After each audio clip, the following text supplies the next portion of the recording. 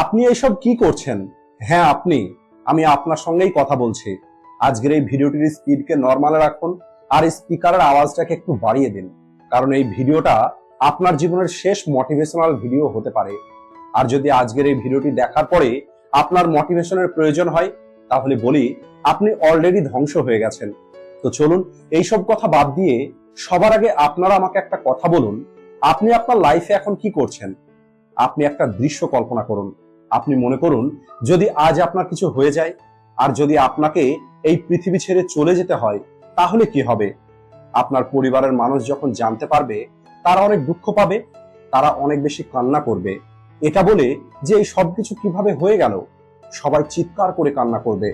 আপনার সমস্ত রিলেটিভের ফোন আসবে, সবাই এই খবরটা শোনার পরে একটু আফসোস করবে। এরপরে সবাই এক জায়গায় একত্রিত হবে। অনেকে হয়তো জানতেও পারবে না যে আপনি এই পৃথিবী ছেড়ে চলে গেছেন। তাদেরকে ফোন করে জানানো হবে। আর আপনার যে সমস্ত রিলেটিভ আছে, আপনার যে সমস্ত বন্ধুরা আছে, তাদের সবাইকে ডাকা হবে। কিছু মানুষ ওই দিন পৌঁছে যাবে, আবার কিছু মানুষ পৌঁছাতে পারবে না। কিছু মানুষ অনেক গুরুত্বপূর্ণ কাজের মধ্যে আটকে থাকবে। একজন একজন করে আপনার বাড়িতে 10-15 দিন পর্যন্ত কোনো না কোনো মানুষ আসতে থাকবে। আর এরপরে ধীরে ধীরে বাকি মানুষগুলো তাদের নর্মাল লাইফে ফিরে চলে যাবে। কিছু সময় হয়তো লাগবে, কিন্তু আপনার পরিবারও একটা সময় পর নর্মাল হয়ে যাবে। আপনার পরিবার আপনার অভাবটা অনুভব করবে, কিন্তু তারপরেও কিছুদিন পরে তারাও আপনাকে ছাড়াই বাঁচা শিখে যাবে। এরপরে রেয়ার কিছু অকেশনে আপনার কথা মনে করা হবে। আপনার ফটো দেখে আপনার পরিবারের মানুষের আপনার কথা মনে পড়বে। কিছু উৎসবে অথবা আপনার জন্মদিনে আপনার কথা মনে পড়বে। অন্যদিকে আপনি যে চাকরি করতেন, যার জন্য আপনি এত বেশি দুশ্চিন্তার মধ্যে থাকেন, আপনার চলে যাওয়ার পর মাত্র 3 দিনের মধ্যে নতুন করে ভ্যাকেন্সি বার হবে, আর আপনার জায়গায় অন্য কেউ এসে সেখানে বসে পড়বে। যে কোর্স করার জন্য আপনি অনেক চিন্তাতে ছিলেন, আপনি ভাবতেন যে এখানে আমি ভালো নম্বর পাইনি, আমি এই কোর্সটা সঠিকভাবে পূর্ণ করতে পারিনি, আমি এই পরীক্ষাতে পাশ করতে পারিনি, ওই কোচিং ইনস্টিটিউটটাও চলতে থাকবে। ওই কোর্সে নতুন স্টুডেন্টরা ভর্তি হতে থাকবে। অনেকে পাশ করবে, অনেকে পাশ করবে না। সবার জীবন ধীরে ধীরে এগিয়ে যাবে। কিন্তু আপনি আপনি কিসের সঙ্গে এগিয়ে যাবেন? আপনি এগিয়ে যাবেন অনেকগুলো আফসোসের সঙ্গে।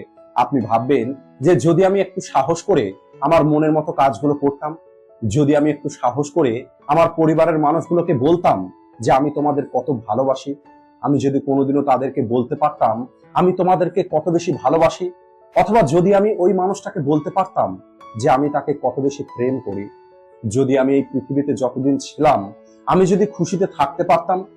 একদিন তো সবাইকে যেতেই হতো, তাহলে আমি যতটা সময় এই পৃথিবীতে ছিলাম ওই সময়টা যদি আমি খুশিতে কাটাতাম, তাহলে কেমন হতো?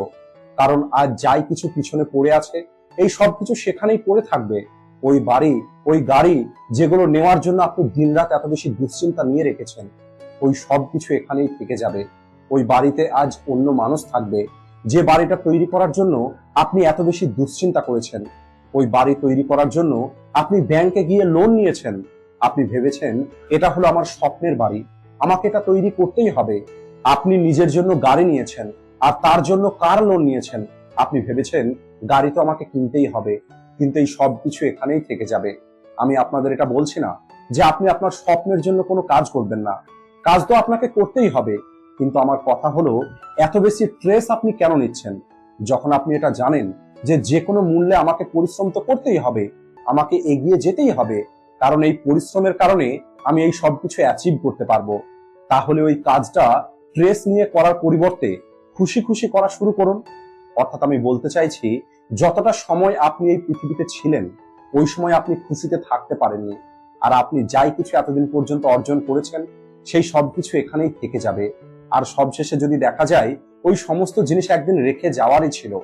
তাই যতদিন পর্যন্ত আপনি এই পৃথিবীতে আছেন, যতদিন পর্যন্ত আপনি এই পৃথিবীতে বেঁচে আছেন, ততদিন পর্যন্ত আপনি আপনার জীবনে বাঁচুন।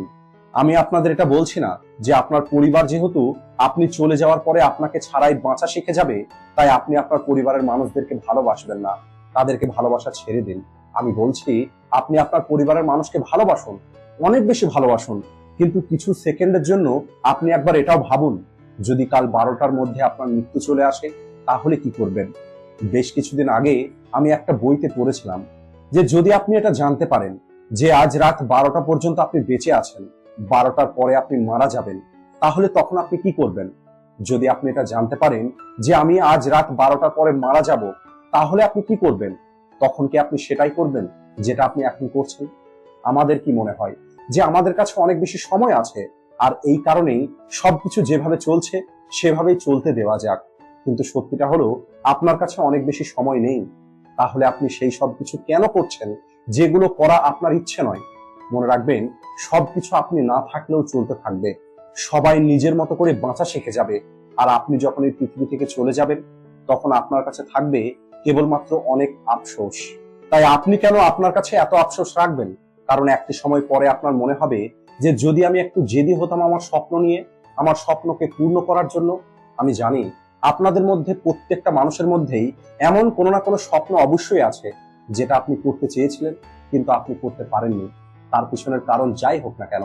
আর এরপরে আপনি আর কখনো সেটা চেষ্টাও করেননি আপনি ওই স্বপ্নের কাজ করার। আপনার হয়তো ভয় হয় যে আপনি ফেল হয়ে যাবেন। আপনি হয়তো ভাবেন যে আমার কাজটা যদি না চলে তাহলে কি হবে।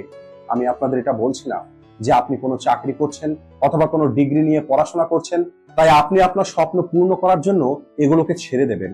আপনাকে আপনার কাজ ছাড়তে হবে না, বরং আপনি একটু প্র্যাকটিক্যালি আপনি আপনার স্বপ্নের জন্য কাজ তো করতে পারেন। যদি আপনি পড়াশোনা করছেন অথবা কোনো জব করছেন, তাহলে তার সঙ্গে সঙ্গে অল্প একটু সময় বার করে ওই কাজটা করতে পারেন যে কাজটা আপনার পছন্দ, যে কাজটা আপনি করার স্বপ্ন দেখেন। আপনি হয়তো আপনার জীবনে এন্টারপ্রেনিউর হতে চেয়েছিলেন, সিঙ্গার হতে চেয়েছিলেন, আর্মিতে জয়েন করতে চেয়েছিলেন, সিএ করতে চেয়েছিলেন, ডান্সার হতে চেয়েছিলেন, অথবা আপনি ইন্টেরিয়র ডিজাইনার হতে চেয়েছিলেন। আর সেটা যাই হোক না কেন, কিছুদিন আগে আমি আমার একটি বন্ধুর সঙ্গে দেখা করেছিলাম। আমার ওই বন্ধু টেক ফিল্ডে যেতে চেয়েছিল, সে প্রোগ্রামিং ল্যাঙ্গুয়েজ শিখতে চেয়েছিল, টাইপোগ্রাফি শিখতে চেয়েছিল, কিন্তু তার পরিবারের ফোর্স করার কারণে সে এখন ডেন্টাল ডক্টর নিয়ে পড়াশোনা করছে।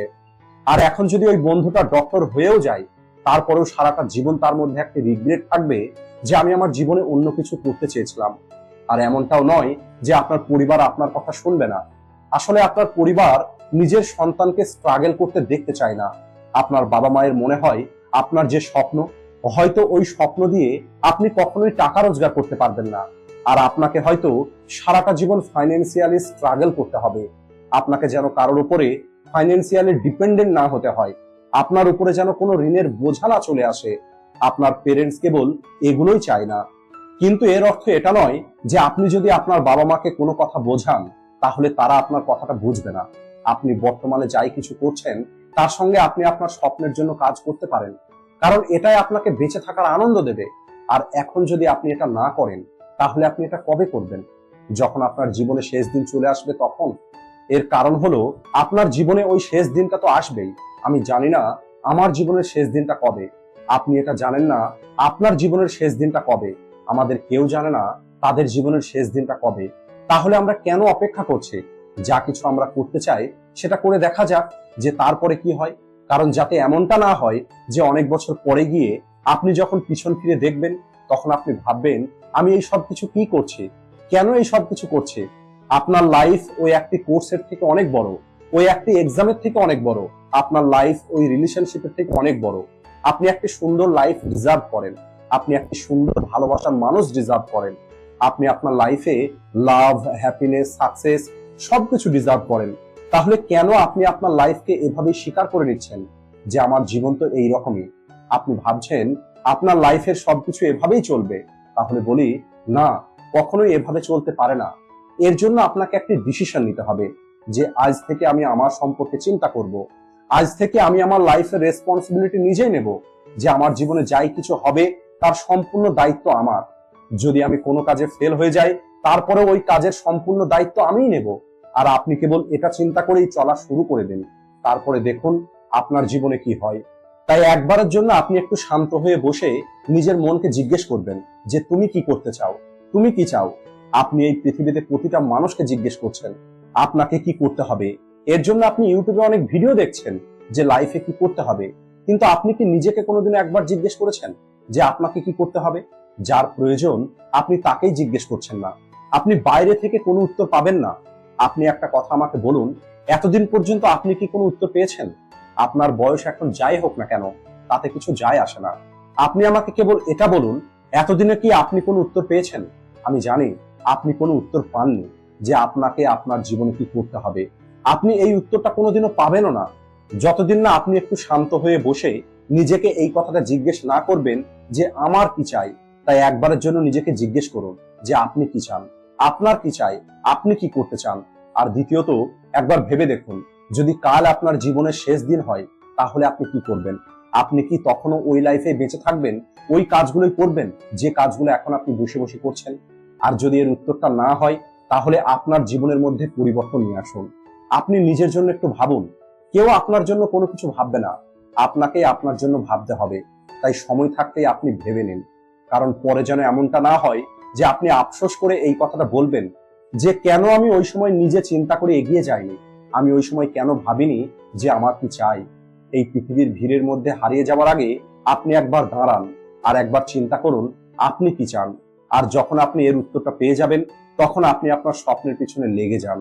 আর যদি আজকের এই ভিডিওটি দেখার পরে আপনার ভিতরে যথেষ্ট মোটিভেশন চলে এসেছে, তাহলে এখন আপনার প্রয়োজন হবে কিছু প্র্যাকটিক্যাল নলেজ নিজের লক্ষ্যটা পূর্ণ করার জন্য, যার জন্য আপনারা আমাদের চ্যানেলের আগের ভিডিওটা দেখতে পারেন।